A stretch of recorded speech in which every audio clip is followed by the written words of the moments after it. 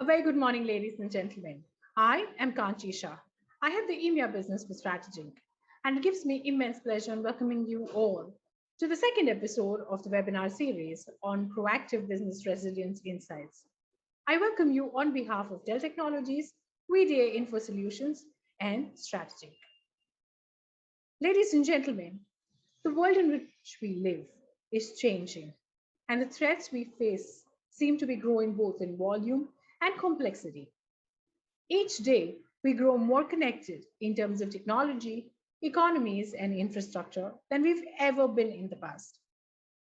While natural disasters often grab headlines, human caused events can also have widespread implications. Because these crises and disruptions are so deeply linked with the very nature of business that we conduct and how we pursue them, it has become increasingly important to view these risks as more intrinsic and ubiquitous than exceptional. They're no longer once in a lifetime occurrence. In other words, risks are a part of the spectrum of operational factors and organizations now are being built on. To encompass those factors means focusing not just on recovery, but also on agility and the ever greater resilience so as to reduce the impact of events and speed up response. Ladies and gentlemen, let's begin with our first session today, which is a discussion on the future of enterprise business resilience. And to contribute to the session, I'd like to invite Mr. Ambarish Singh, who's the Chief Information Security Officer for Godrej. He's going to be in conversation with Mr. Amit Dhawan, CISO and DPO, Birlasoft. Over to you, Amit.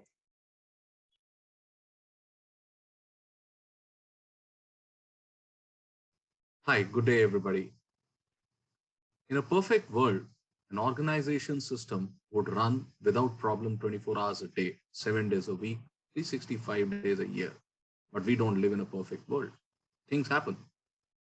And when they do, an organization's ability to carry on in the face of adversity will depend on the resiliency of its systems. Being a cyber resilient organization means being able to fight through adversity and continue to operate, even if it's in a scale down mode.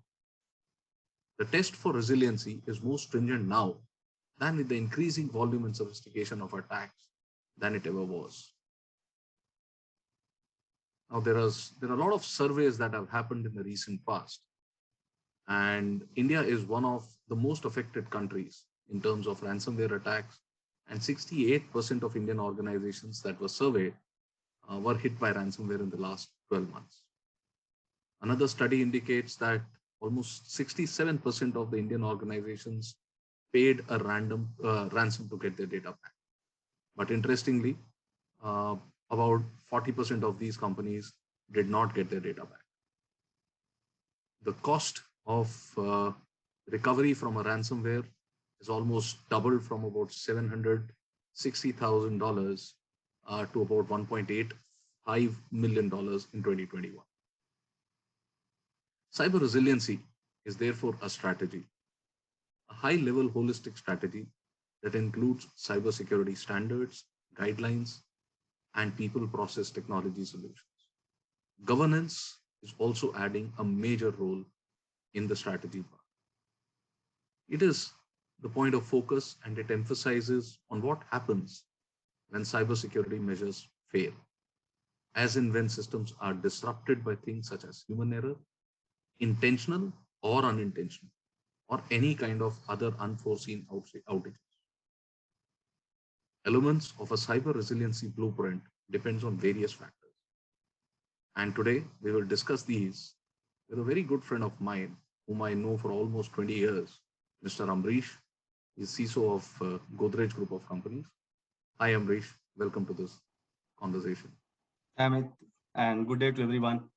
Thanks for having this chat, and hopefully we will have a very fruitful discussion. Thank you. So Ambarish and I served together in the Indian Navy. We were in CERT, and he has served in one of the largest Indian e-commerce company and has an enviable experience in this domain. So Ambarish, just to kickstart this conversation, in your group of companies, how do you identify vital information and security vulnerabilities and associate the two? You know, do you use any framework like the NIST cybersecurity framework, or the mother of all those standards, NIST SP 853?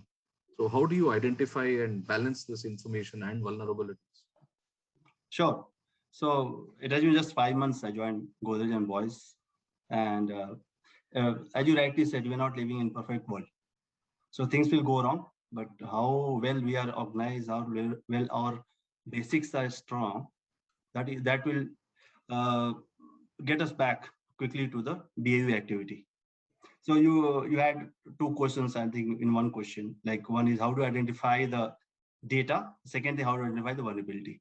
So to identify the right data or critical data, it is important to understand the business first, because you have a bunch of group companies. They are operating at various scale. They are collecting a lot of data, customer data, employee data, a bunch of even a B2B ecosystem. They are collecting data of their partners. Right? So it is important to understand that first. But thereafter, as a CIO or CISO, we should do a complete data flow analysis, that is called DFA. Once you do that DFA, you will understand what kind of data you are collecting, who's collecting, now why they are collecting, and why and what they are doing with the data, and what happens the once data is consumed, what are the ecosystems are coming into play, where the data is stored. That is more important to know. But on-prem, cloud, a bunch of cloud applications you are using, or maybe could be on-prem, where you are taking the backup, etc. It is important to track that. And then once you understand that data flow analysis, you know what kind of data you are collecting or your business is collecting, then you know where it is stored. And thereafter, you start applying your brain, understanding, okay, how to protect them. So this is about the data, knowing the data, where is the crown jewels, etc. Second, about the vulnerability. So many go, you talk about Godrej, landscape is huge, on-prem, cloud, we are into IoT world, then bunch of OT problems, etc. So identify a vulnerability at technical level, process level, and people, because people may not be aware about a lot of basic stuff for the cybersecurity, because they are frontline barriers for you as a CISO, because they are your whatever you do, that is as strong as whatever your last employee knows about. One click in the phishing and everything will fall flat. So one is the technical vulnerability. I think we are very good in that. So we have a bunch of, we can do vulnerability scan, internal, external, we take a services, but probably at times we fail in identifying the vulnerability in process and the people. So how to gauge that? That is more important. Once you gauge that, you do assessment, you follow any like NIST cybersecurity framework. I personally fan of that. So it probably bucketizes your entire effort into identify, protect, detect, and respond, recover. You probably, because what happens over a period of time, people invest a lot of money on detect and identifying, they forget about protect, respond, recover, etc. So that gives real visibility. And thereafter, you map it out. Okay, whatever your critical resources infrastructure is there, how we will map this with vulnerability so that you're able to come up with a holistic solution. You cannot handle everything in one go. Probably you prepare a right roadmap to address them one by one as per the priority. So this is what, in my view, probably you can add as per your this is fantastic, Ambrish. So I understand that the span of organizations with you have a multitude of technologies, have a multitude of business, and lot of models of operations. So and therefore the data that you're collecting will be huge. In one way, when we define the resiliency strategy, the modern threat of cyber attacks impact the confidentiality, availability, integrity of data, and therefore you require, in addition to the people, process, technology, and governance model that we spoke, require a lot of modern solutions and strategies, to protect this vital data that you mentioned about, and the data flow diagrams that you spoke about, whether on the edge, mobile, core, cloud, or multi-cloud. So how do you in all this bigger space, how do you develop your protection strategy, or how are, since I know you're just starting in this domain, but in this organization, but you managed security for large organizations. How do you develop your protection strategies and then implement safeguards to protect your critical infrastructure and services? Yeah, so I think you touched upon very right, very pain area of every security professional. So I keep it very simple. I keep telling my people that keep it simple and focus to the basics. So and being a new with the org, understand if you no assessment has been done, try to do a holistic assessment. So you'll come to know what are your pain area, what are the area needs more attention, and then you map it out. Like I just said before, you were doing some niche cybersecurity assessment, correct? Now you identify a certain very gray area which needs immediate attention. So could be a nice to have, but right now you probably will focus on must have. And thereafter, once you map it out, now you know what are the gray area. You can forget bucketize it based on the perimeter at something at perimeter level, something at endpoint level, something at the data protection. Okay, so your strategy, you will have probably 3 to 4 strategy if you want to protect data holistically. As one is you want to protect from where. So you want to understand, okay, I want to fortify my org infrastructure. It could be on-prem, cloud, or maybe any other SAP application you are using on the cloud. How to fortify that. Second thing, you want to fortify your endpoint. Now you can go end to end. Like suppose we have multiple technologies today. So now suppose you understand, okay, what I have today, what is the gray area I must have, and then you implement certain technology there. Third thing is data protection. So that, as I said, data flow analysis is very critical. Once you understand that, then only you are able to implement the right technology. Today we have a bunch of technology on data protection, DLP, data classification, CASB, all will help you. And rights management, where you want to interact with a partner. So once you are dealing with very sensitive data, you want to ensure that once data you share with a partner, because he is a critical partner, he's working with you, he's not able to send to somebody else. So RMS kicks in. So what kind of RMS will suffice your requirement? Because PDF may not solve your problem. You might have a design document. So you might have 2-3 RMS, because one single RMS may not solve your design document kind of, because if you take a plain vanilla Office 365 VIP, that doesn't support design documents. So you need to go for some other technology. So that's why it's very important to understand the ecosystem. Then you apply your basic security fundamentals, understand and try to protect. Ideally you want to protect people, process, and technology.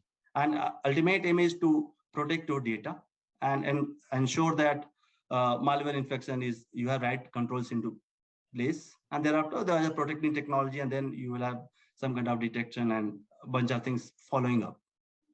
Yeah, that is a fantastic view, and I admire your concept of the rule, keep it simple. So the IT world used to use this word KISS, so it is keep it simple. So that is very, very important, and the fact that you touched upon defining your protection strategy around the data, that is a fantastic view, and I hope all of us should follow that mantra, that any kind of protection strategy that we're looking at should be based on data. In fact, what I would recommend is that even the recovery strategy, moment you define your data and the importance of that data, you can define your leverage the threat vectors to understand, leverage the threat modeling to understand what you need to implement there, and then look at the recovery as well. So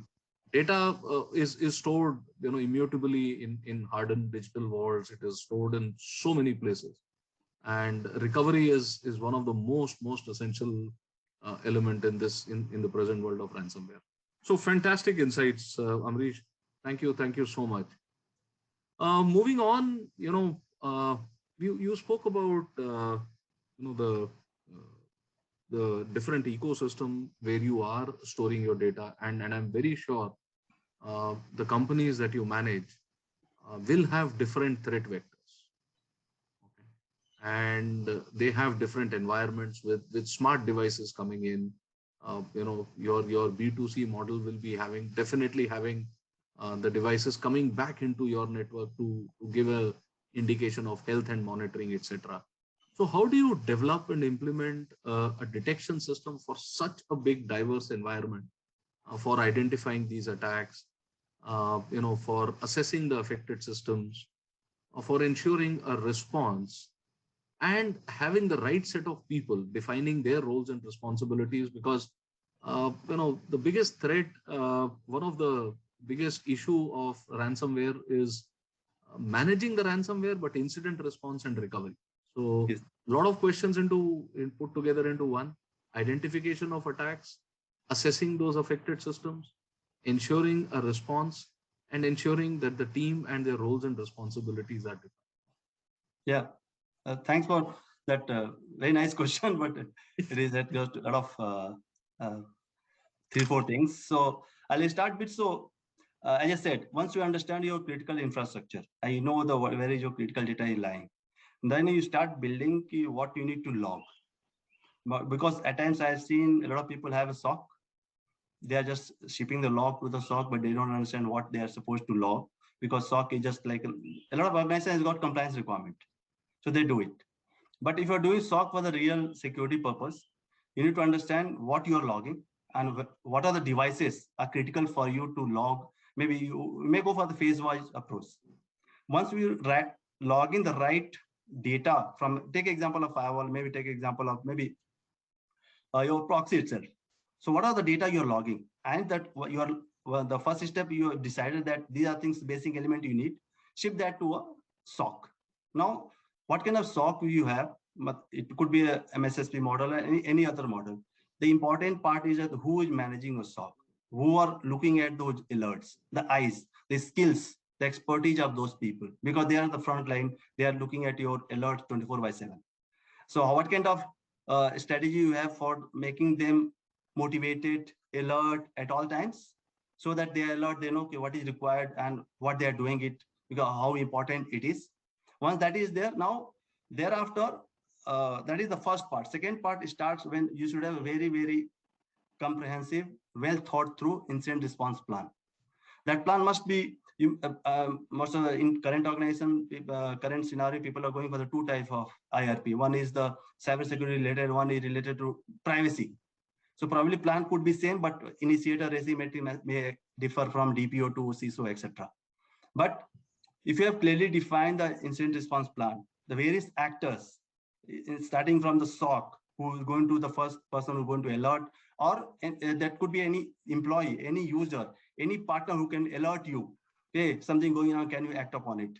If you establish that channel well, and thereafter the initiator, like that information come to your manager, the how well you get alerted, and thereafter, suppose there's a mass level, there's a cyber breach. So how your legal team and your core PR team is integrated to your IRP process, incident response process. Because what happens in the process of crisis, everyone try to shoot gun at each other, probably they're not well prepared what to do. So normally, once we have prepared the incident response plan with the well-defined SLAs and the RACI metrics, then you should practice it.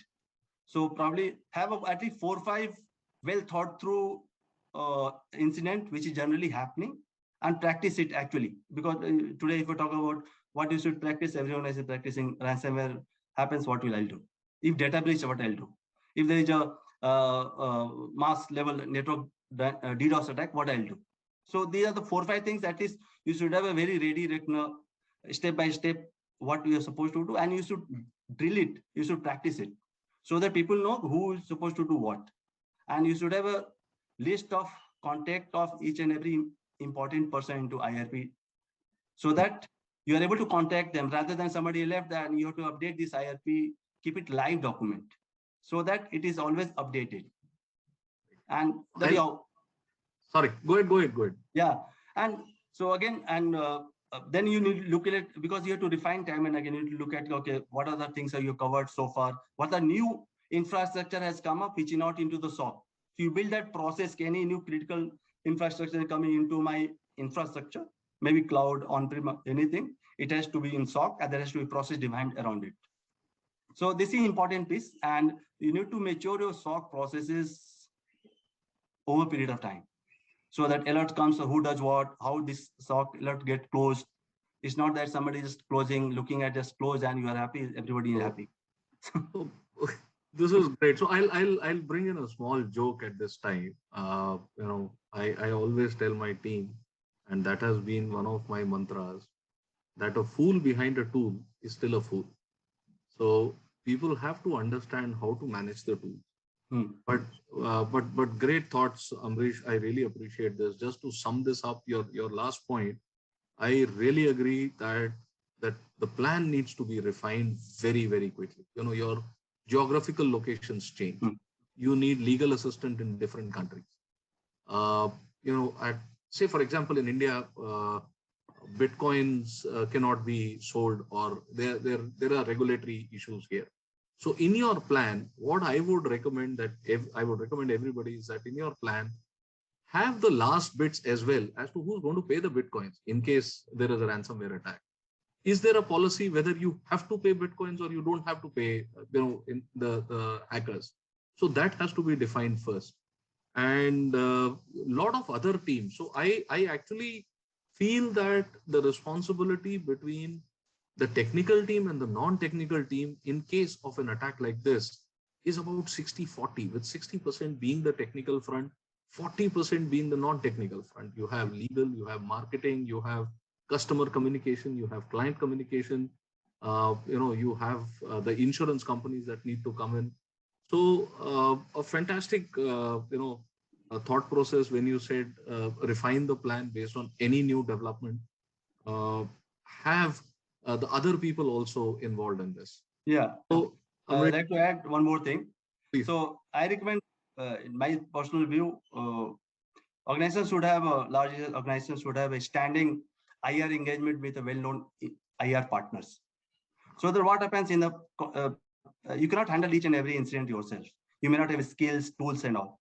If you have a standing IR engagement at the point of crisis, you just need to invoke, and thereafter, because in the time of crisis, they will try to milk a lot of money.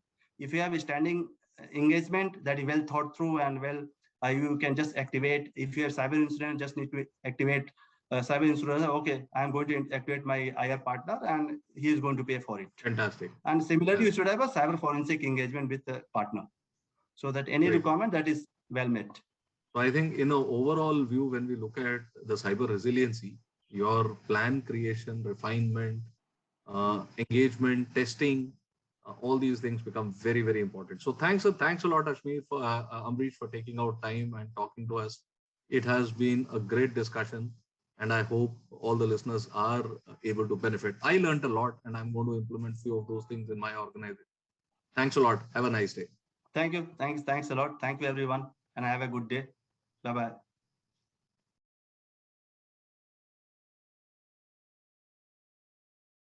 Our next session, ladies and gentlemen, is a solution showcase where we're looking at simplifying vulnerability management. And to take us through this, I'd like to welcome Mr. Akhil Rainey, Chief Technology Officer, Strobes. Over to you, Akhil.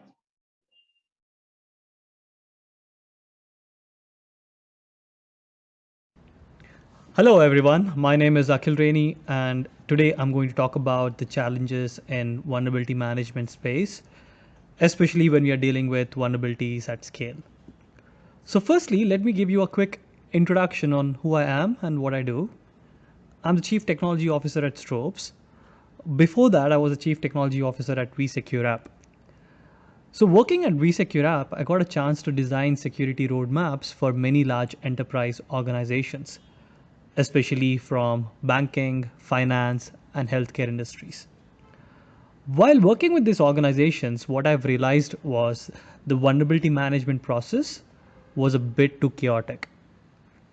What they used to do was run an SS scan, export those issues, track them on an Excel sheet, and figure out what vulnerabilities have to be patched first. This whole process was way too tiring and used to eat a lot of IT and SecOps team's time. Well, this definitely cannot scale, and there is a high chance that we miss out on fixing a lot of immediate risks.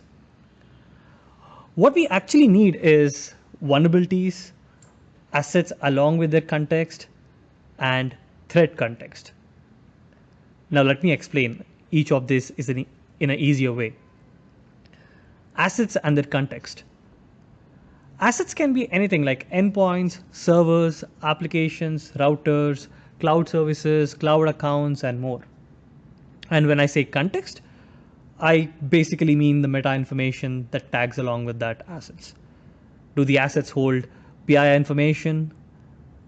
Does the asset belong to HR department, sales department, or any other department in general? Are they publicly available or exposed? And so on. And coming to vulnerabilities. Vulnerabilities are those that we get from a typical vulnerability scan or a pen test on the assets that we give as a scope. Usually these vulnerabilities are presented with a CVSS scoring or a severity that typically is hard-coded within the vulnerability scanner and does not have any understanding of asset context or asset sensitivity. So when a vulnerability that says RCE comes along probably with a CVSS scoring of 8 or 9 without actually understanding the asset context. Third thing, threat context and indicators. So most of the vulnerabilities are related to software or OEM, and these vulnerabilities are tagged along with CVEs, which we call as an indicator. Now, like I said earlier, a vulnerability comes with a severity or a CVSS tag, but does not take into account if a vulnerability has a malware attached to it, if it's a 0-day, if it's been used for ransomware, if it's been actively exploited, and so on. Now the best part. Now, if we aggregate and correlate these three things, we would get a better view and priority on what to fix first. So let me give you a couple of examples. So for example, if you know a vulnerability has been actively exploited, but is in an asset with just static data, you can park it aside for a couple of days. Whereas a same vulnerability, if it's inside a critical with PI information, I would want that to be closed overnight or maybe even in the next couple of hours. To do this kind of aggregation and correlation, I 100% believe that there is a need for a platform. So we as engineers are working day in and day out to build a platform that solves this exact issue. Now that we know the challenges and problems, let's deep dive into the platform.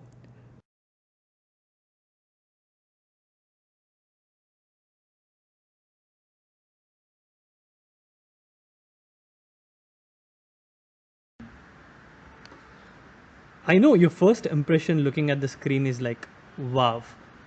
Well, this is Stropes, a risk-centered vulnerability management platform that makes VM faster and saves a lot of time for SecOps and IT teams. What you're looking at is an organization list. Stropes was designed to help a CISO from large organization or even SMBs. For example, a large bank CISO can manage all the subsidiaries and business units from one single place. Let's open an organization and explore what Stropes has to provide. After clicking on our organization, we land on an overview page where we get to know some quick information about the entire org. The first thing we need for Stropes to work is assets. Like I mentioned previously, assets can be endpoints, servers, cloud accounts, web, or mobile applications. Stropes supports adding and segregating them all. To create an asset inside the platform, you can do it in multiple ways. You can create an asset manually. You can import assets using different connectors like AWS Asset Inventory, Nessus, or even Expose. If that doesn't work for you, you can even import a CSV into the platform. Once we have assets in place, you can manage assets at scale. The platform is powered by GraphQL and query language. You can manage assets by the data table or programmatically use our API API clients. For example, want to know what are the critical assets? Just add a filter with business sensitivity as critical and you can get to know all the assets that are critical. The use cases of using query language are infinite. Now that we have assets in place, it's time to configure continuous scanning on those assets or to even import vulnerabilities. The platform integrates with a variety of tools, vulnerability scanners, and more. We support DAS scanners, SAS scanners that also include software composition analysis, container scanners, infrastructure scanners, and even cloud configuration scanners. As of now, we have close to 45 integrations which are powered by an integration framework we built at the backend. This framework allows us to seamlessly bring in new integration as and when required. On an average, we can take about 7 to 12 odd days to build an integration. Using integrations, doing the scanning is pretty easy. For example, you want to import an SS report. To do that, head over to Import Connectors, select the required options, choose the SS report that you want to import, and click Submit. All the assets and vulnerabilities will be ingested into the platform. The other use case is continuously scanning a code repository for vulnerabilities. Well, we have many open source scanners inbuilt into the platform with CI/CD capabilities. To do that, pick up your favorite scanner, select the repository you want to scan, and configure the other settings that are required. Schedule a scan and click Submit. This will give you the ability to get continuous feedback in the form of risk in those repositories. Now that we figured out how to import and continuously set up scans using different scanners and for different assets, let's head over to vulnerabilities page to manage them. Again, the vulnerabilities page is powered by a data table, GraphQL, and query language. The vulnerabilities which are ingested within the platform are also enriched with threat intel based on CVE indicators. So for example, a vulnerability that has a CVE will be enriched with exploits, threat indicators, malwares, ransomware, 0 days, and more. The threat intel consumed by the platform is homegrown, and we scrap data from various public plus private threat intel feeds.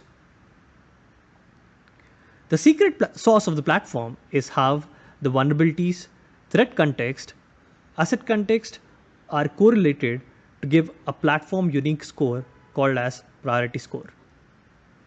For example, vulnerabilities with exploit available that are actively being exploited in a critical asset are given higher priority than a vulnerability with no exploit in a non-sensitivity asset. This way, you'll get to know what vulnerabilities to fix first. With the help of priority scores and query language, we can manage vulnerabilities faster.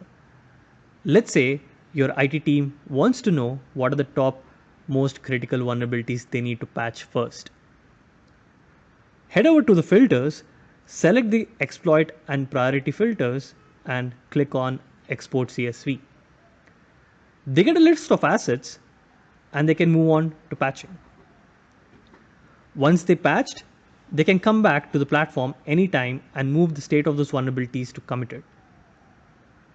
A SecOps team on the other side can reconfirm on those and move them to resolved. A full VM cycle powered by Risk can be achieved like this. Stropes also offers various dashboards for CISO and other stakeholders to understand the risk of an organization at any point of the day, week, or month. We show the risk timeline, current risk score, state-wise vulnerabilities, priority-wise, and more. Well, it doesn't end here. companies can also request for custom dashboards, and we would be able to achieve that easily. Now that we explored the features, let's talk about the deployment model of Stropes. Stropes was first designed to serve enterprise customers, so we designed the application as an on-premise solution. Later, looking at the traction from SMBs, we also created a multi-tenant SaaS, which is highly scalable. I hope you have enjoyed the demo. We are open for questions and queries. Thank you.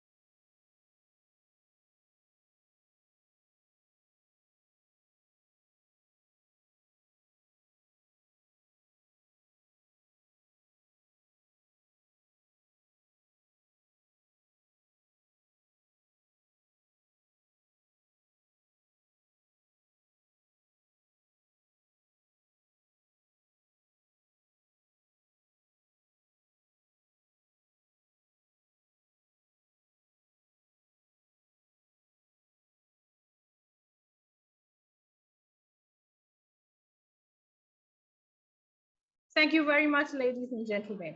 With that, we now move forward to our next segment titled Technology in Motion. And to contribute to this session, I'd like to welcome Mr. Nitin Bhatia, Software Sales Manager, Data Protection Solutions, India for Dell Technologies, who's in a conversation with Mr. Shantanu Ganguly, Chief Executive Officer, Strategy. Over to you, Shantanu.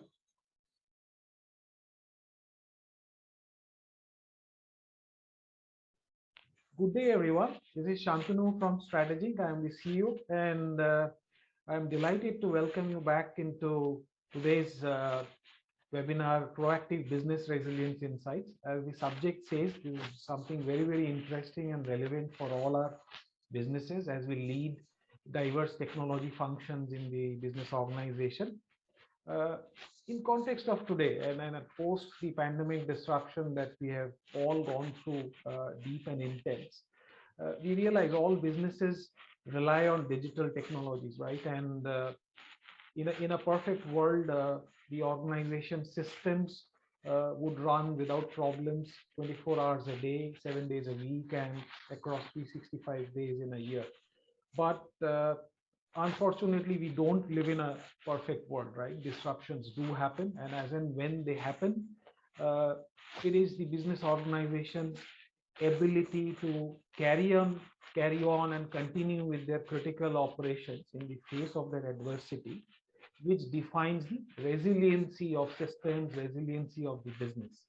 And that's where this proactive resilience and this whole concept is of critical importance ever than before now, and definitely into the future. To tell us more on this topic and to share highlights of technology in motion, I'm delighted to invite in this conversation Nitin Bhatia, Software Sales Manager, Data Protection Solutions at Dell Technologies India. Hi Nitin, thanks for joining us today. Welcome to our conversation. Thank you. Pleasure to be here.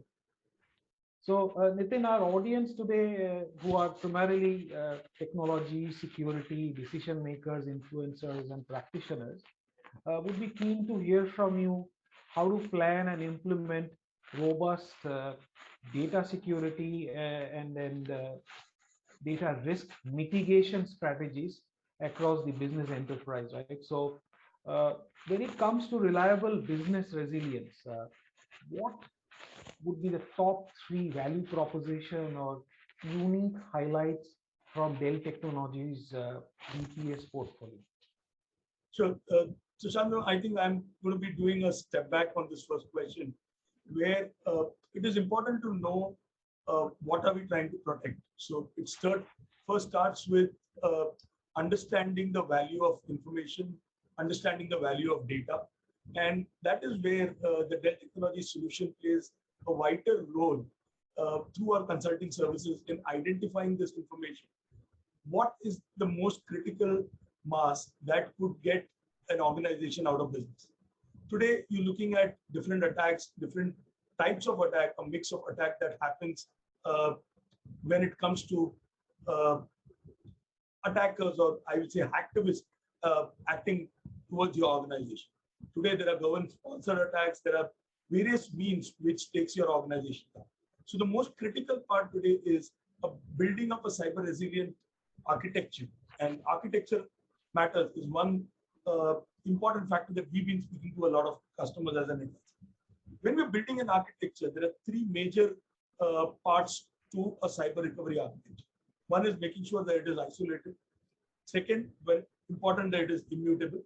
And third, it is important that we are able to get as much information from it and make sure that you are ready even after you recover for a lot of forensics to do. Why did this happen? More importantly, using technologies when it comes to our number one product, Data Domain, understanding the data even before it is hidden. That's the key USP that you can get from a Dell Technology solution from Dell EPS. Excellent. And then, as you've rightly mentioned, defining that holistic architecture first, analyzing the type and nature of data, and then being able to correlate and measure possible business impact, and then sort of designing the mitigation strategy aligned to this holistic ecosystem or architecture centric approach, I think is the most scientific way of doing things so far as data protection and risk mitigation strategies are concerned. Now, Nitin, coming to a situation where we have all experienced that unforeseen adversities do happen, right? So we all went through a situation where majority of workforce were forced to either work from home, they couldn't turn up into their work premises, etc. So and disruptions, each and every industry vertical experience through, some of them still going through in different levels of impact. So how soon and how best can a business recover should an unforeseen disruption happen? Towards that, from a solutioning standpoint, tell us some highlights. So, Chandra, I'll just peel the onion and make sure that our audience gets the view of how do we recover when the cyber attack happens, right? It is when it comes to, we're talking about recovering from a 0-day situation, which means the impact to the organization is already happening. And the moment you have this solution implemented, we're talking about first making sure that we are getting you back into business by recovering the periphery applications which are dependent for your organization to come back. And I'll give you examples like an Active Directory information. That is the most important part for even your user to authenticate today when the recovery has to happen. More importantly, we are targeting the backup workloads where we're making a copy of that information, keeping it secure, as I said, in an isolated environment, and making a immutable copy of it. So once the immutable copy is there, you are sure of that in the cyber recovery world, your data is sanitized enough to make sure it is recoverable. So now you have a copy of data which can be recovered, which can be accessed, even whatever goes wrong with the organization. So from a recovery standpoint, once you sanitize your environment, this information is readily available for you in the world. And it is about as good as restoring a copy of the information from your backup which is lying in the vault in isolation with the intelligence. So it can happen in minutes. It depends on the quantity of data that you need to get back. And we've had recoveries within a day where people have been back to operations, day-to-day operations, at least from a core platform where they can start doing their invoices, billings, and each data is identified differently. Excellent. That whole concept of a cyber recovery vault and an immutable copy of data is something which is very, very powerful and so very relevant, especially when we all take into context the volume of targeted attacks, ransomware kind of attacks, which are becoming so very common even for business organizations these days, right? So one really needs to plan proactively and be forward looking in terms of anticipating those, and then be ready from a people, process, technology standpoint. So Nitin, while you have touched upon already on these, but if you could elaborate a bit on the data integrity and the security aspects of the cyber recovery vault solution or similar solutions that you spoke about, because it is not only important to recover the volumes of data which we want to leverage, but also with as much precise levels of accuracy and with I would say impenetrable or impregnable security, right? So if you could emphasize how that is taken care of, leveraging maybe artificial intelligence or as much human intervention free automation. Sure. So, Chandra, I'll put this into three categories like that. Okay. When we speak to our customers, this is something that I have been always prominently educating them with, saying cyber resilience is a wall that you will try and build. As much amount of entry points that you define is what your data security will be defining, right? So we already have the perimeters in place. We have DLPs, insider threat. So different threats, you need to implement different strategies. And more importantly, when we start a conversation, and when, as I said, our consulting team helps you identify the data, but a lot number of times, customers have this information at hand. I've had customers who've come back and said, Nitin, believe me, I don't look at the most billing platform that is important, but if you could keep a copy of this formulas that we've developed in last so many years of our business, just keep this 10 terabyte of data secure. And that starts with the practice of good, better, and best. Okay, and I will categorize the solution into good, where we are talking about just keeping a copy of that information into an immutable infrastructure on a disk platform which could recover fast, which means you know that the data is sanitized. There's not going to be any impact. This is the most critical heartbeat environment. You've done all your scannings around it. It just needs to be kept in a worm kind of a device, which is immutable, so that nothing can be written onto it. And that copy is maintained. So that's where the good starts. At Good, we've put technologies into our product. And I'll give you as a part of this conversation. A lot of times, as we're dealing with backup information, right, it is important that even the NTP clock tampering could impact the backup environment, right? I just need to move your attention off. I will change the clock of your devices and everything is being erased. It's self-destructive. Now, whether it's self-destructive, we've made sure that our technologies are in such a way that even after the access that has been with the administrator, he cannot range it between a day. It is few minutes that he can range into, but he cannot move to a day. Over and above that, we've had advancement into the technology where we're talking about a make-a-check model, which means a security officer and an administrator coming together can only delete information. So that's the next level of security into the vault itself. So it could start with the biometric access into the rack versus doing a maker-checker environment. And now this was elevation from good to a better kind of a situation, where you now have two people coming in together only for information. Now I'll come to the best part where we're talking about the intelligence. As I said, it is immutable, isolated, immutable, and then it is intelligence. So we have our OEM partner Index Engine, where we're using a product called as CyberSense, which doesn't do metadata search. A lot number of times, and I would not want to name people here, but people say, once I've done the search on my metadata, I am securing that my backup is readable. But believe me, if you get an intelligence of understanding that there has been a change in the way the data is written, there's been a large change, you are able to give a lot of information pre your attack to make sure that your data is secure. So the intelligence that we are talking about is AI driven, where we're talking about close to 1,000 plus ransomwares that we are analyzing and making sure that every information that lands in your world is being looked upon.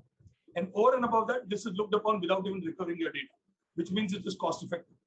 Imagine an organization saying, I have 100 plus terabytes of information, which is going to convert into petabytes of information as backup. And that needs to be scanned and intelligence to be derived out of it. It is sheer time that we are against. Just to give you a context, up to 197 days is what an organization takes even to detect that they've been impacted. Now, imagine if all this data is available, petabytes of scan, what is that we're leading to? So these are the three pillars and three solutions that we're getting to the table as data protection division of Dell Technologies, making sure that the data is in a vault, it has the intelligence, and it can in a recoverable state. Awesome, excellent. I think Nitin Bhatia, thank you for brilliantly summarizing unique highlights of data protection solution capabilities from Dell Technologies.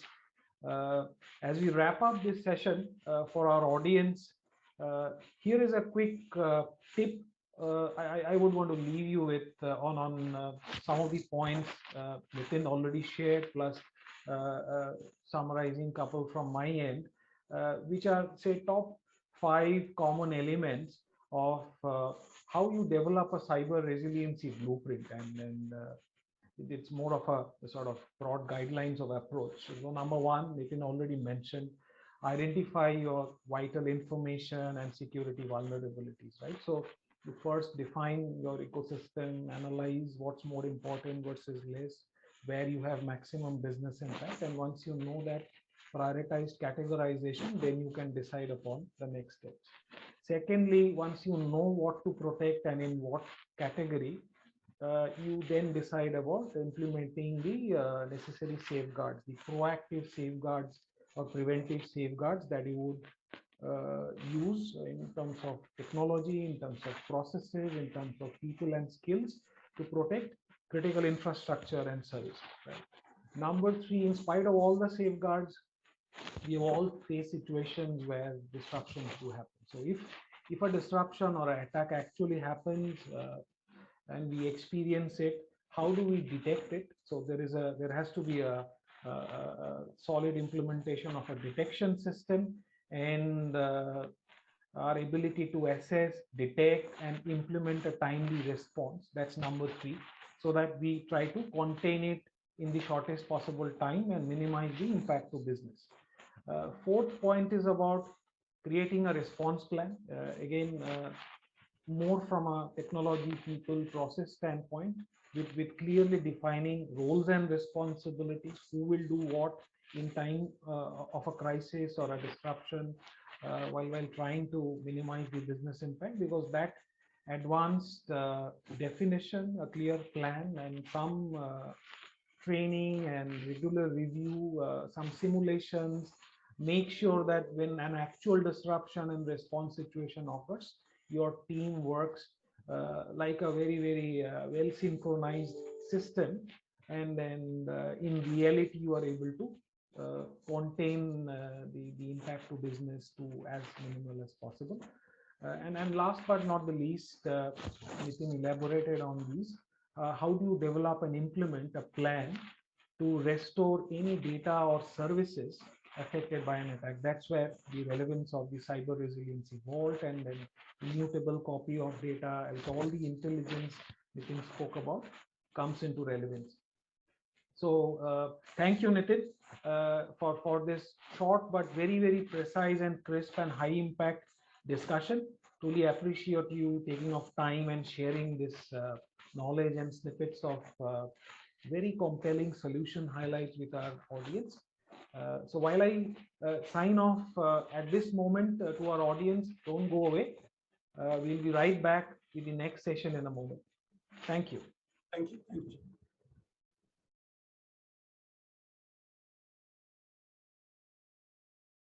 Thank you very much, Nitin. Thank you very much, Shantanu, for taking us through that engaging and insightful conversation. Up next, ladies and gentlemen, is the next part of the poll, and we request you to please cast your opinions for the same.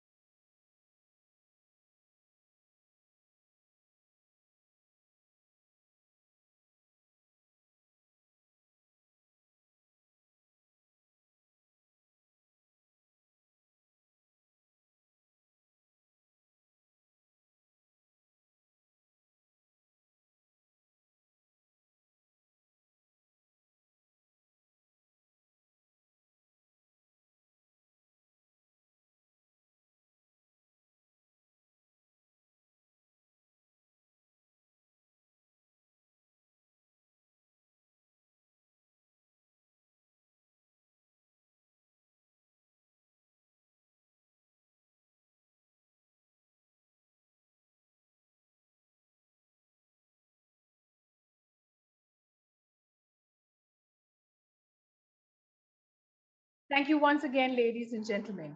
With that, we'd like to bring in our next segment, which is Profile in Success. And joining us on this segment, we have with us Mr. Vikas Save, who is the co-founder and director of VDA Info Solutions, in a conversation with Mr. Arjun Vishwanathan, Chief Research Officer, Strategy. Over to you, Arjun.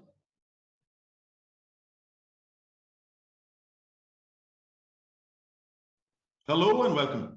I'm Arjun Vishwanathan, and today I'm going to be in conversation with a very, very eminent industry technology leader to talk about the whole concepts of how organizations, as they limp back from the effects of the pandemic-led disruption, are looking at multiple strategies to accelerate the whole concepts of value orientation, hyper-competitiveness, scale, and agility. Within all of this, of course, comes the very important aspect of innovation. In an increasingly digitized world, what we are also witnessing is that organizations today are not just necessitated, but also mandated to defend against the unknown. And to talk about all of this and the concepts of cyber resilience, cyber security, and cyber insurance, please put your hands together to welcome Vikas Save, Director Technology Solutions, VDA Info Solutions. Vikas, welcome, sir. Delighted to have you with us. Thank you. I'm too delighted. And thanks, Arjun. Thanks, Dell EMC, for this opportunity for me to be here with you. Thanks a lot. Absolutely. Because we've got about 10, 12 minutes ahead of us, about 15 minutes for sure. And I'm directly going to jump into this. Digital transformation has become slightly more accelerated over the course of the last, let's say, 7 or 8 months, post-industry having come back from the disruption that we just witnessed last year. As they do that, and as industry and the world becomes more connected and more digitized, security threats, risks, assessments, and all of them have become unprecedented in their scale. In that kind of a concept, defending against the unknown is perhaps how a lot of folks from within industry would put it. So from that perspective, Vikas, my job is to ask you how the CRS solutions actually fit into the very fabric of enterprise strategies towards developing and delivering cyber resilience. Vikas Save. Yep. Thanks. That's a very valid and nice question, Arjun. When we talk about security, people usually talks about prevention, but they tend to forget about the protection also, because whenever we talk about security, people just say that how I can visualize my surface area, how I can reduce my target area. But even after doing so, there are chances, and there are very high chances that you can get breached. Now, when you get breached, the biggest challenge is how I can get back to the business as usual state. And that's where people started relying on backups. But the malicious codes which are going across, or the hackers which are becoming so smart that they started targeting even the backups and the backup servers. So when people do realize that I have a backup, but actually when they are breached, they found that even their backups are breached, which are unused. And that's where CRS comes into the play. So what CRS does is, whatever backup that you are taking up, whatever protection measures that you are taking up, they make sure that that is being protected.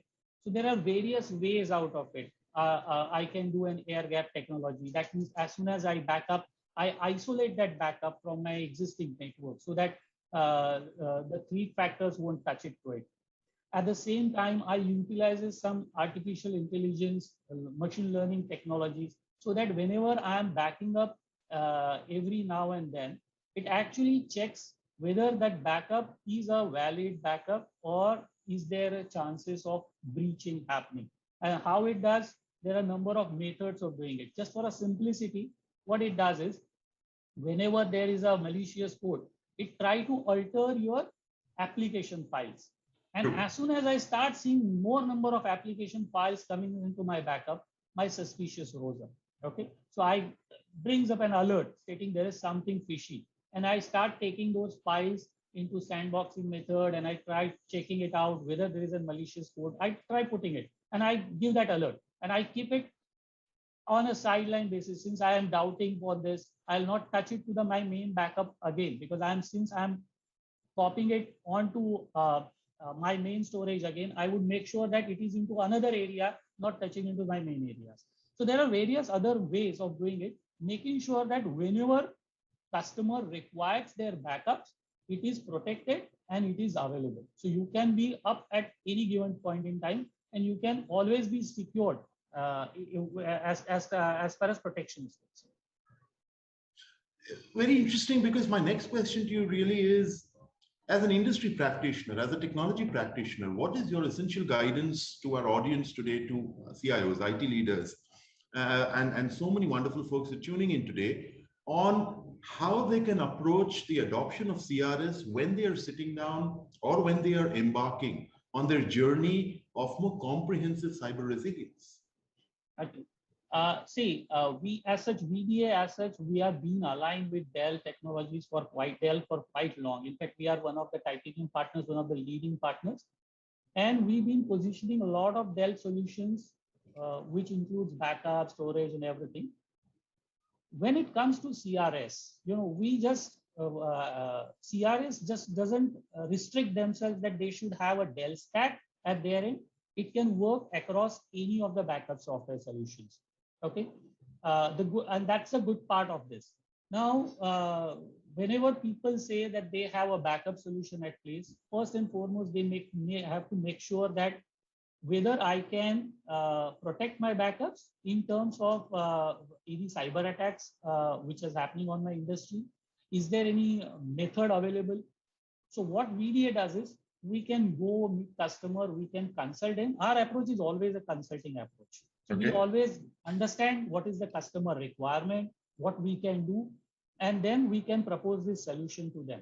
Now, again, I mean, there may be challenges coming out of the compliances. There can be a FDA challenge, IPA, Indeed. IRDA. There are a number of challenges of compliances which are there.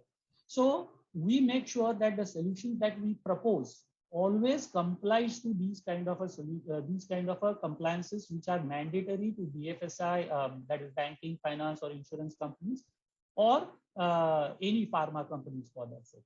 The reason I'm mentioning this because if you see the attacks are more happening on insurance, pharmas, as well as your banking, that does not mean that they are not at all targeting the smaller customers. Today, if you see, even an organization of 1,000 crore companies are also being attacked. Okay, and data to everyone is very, very important. So my suggestion is, in case if you require, we have our customer base, we have a leading bank where we deploy these solutions, and if customer or if CIOs need any kind of a references, we can give them the references. They can reach out to me. That's actually very powerfully articulated, because my next question to you, when you basically spoke about customers, was also that because in your interaction with customers, you would have noticed a drastic and very significant change today as compared to maybe a year and a half back, because awareness levels are much higher. Expectations, therefore, from the potential and of technology are much higher. How, in your view, from your chair at VDA Solutions, are you approaching in perhaps a new and an emergent or an innovative way the whole concept of driving excellence in experience delivery? See, the first and foremost, this approach, you said correctly. I mean, CRS is comparatively a new thing. I mean, it takes some time for customer to understand how CRS works. The reason being is, it is not a pure backup strategy wherein people say, okay, I can restore my data in 6 hours or 24 hours, or I can have my data 6 hours back data or 24 hours back data. There is a clear-cut policy which need to be defined, because when we talked about breaches, usually whenever there is a breach happening, whenever a malicious code started encrypting your data, which happens in a 2 or 3 days time. So if I just rely on my data, which is a day back, probably that also will got encrypted or compromised. So we have to put up a strategy wherein how much data loss that we can bear in terms of a breach which will happen. With the CRS, I can't say that yes, I can just bring back to your 3 hours of data or 2 hours of data. No, that is not possible. Let me be very frank. So Arjun, as you said, customer need to be educated correctly on it. CRS is something which doesn't assure you that whatever is lost, 0% data loss or something. No, it is not that kind of a solution. But it is a solution wherein it can help you from going to zero. Let's take a case of Sony, where they're absolutely at zero. There's no data because all data is lost, even backup is lost. So here we can assure you that you will have at least, if not 100%, 95% of the data available, secured at your end. Okay. So CRS again doesn't stop you from going from the prevention technology. So that is something different. So you have perimeter securities, IPS, IDS. So those will be at their place. So that is something which we talk about prevention. The protection will continue to be there. So as you said, the consulting is very much required, because it is not just by sending a PPT or by just sending a mail, customer would understand and then create a confusion among themselves. So in VDA, we have trained resources. As I said, we've been doing business for quite long with Dell.